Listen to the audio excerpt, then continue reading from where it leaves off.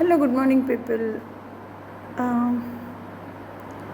ఎప్పుడు కూడా మీ లైఫ్లో అంటే కపుల్స్ ఇద్దరు ఒకరికొకరు గొడవ పడినప్పుడు నువ్వు నన్ను బాగా సతాయిస్తున్నావు, నువ్వు నాకు వద్దు, అసలు అవసరం లేదు నువ్వు అని చెప్పి ఉండే పర్సన్ కాకుండా, ఎంత గొడవ పెట్టినా ఎంత ఆర్గ్యుమెంట్ వచ్చినా కూడా మళ్ళీ ఆర్గ్యుమెంట్ అయిపోయిన తర్వాత ఒక హాఫ్ అన్ అవర్ 1 అవర్ తర్వాత మళ్ళీ ఆ ఈగోస్ అన్నీ పక్కన పెట్టి నువ్వు ఎంత హర్ట్ చేసినావు అనేది కూడా మర్చిపోయి ఆ పర్సన్ కనుక మీకు కాల్ చేస్తున్నారు అంటే అట్లాంటి పర్సన్ మాత్రం అస్సలు వదిలిపెట్టకండి. ఐదర్ గర్ల్ ఆర్ బాయ్, ఎవరైనా సరే.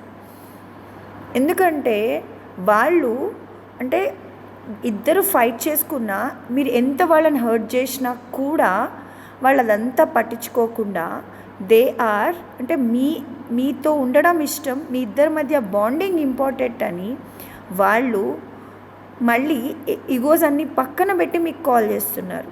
అంటే వాళ్ళు ఇచ్చేది మీకు ఇంపార్టెన్స్ ఇస్తున్నట్టు, మీ ఇద్దరికి ఉన్న బాండింగ్కి ఇంపార్టెన్స్ ఇస్తున్నట్టు.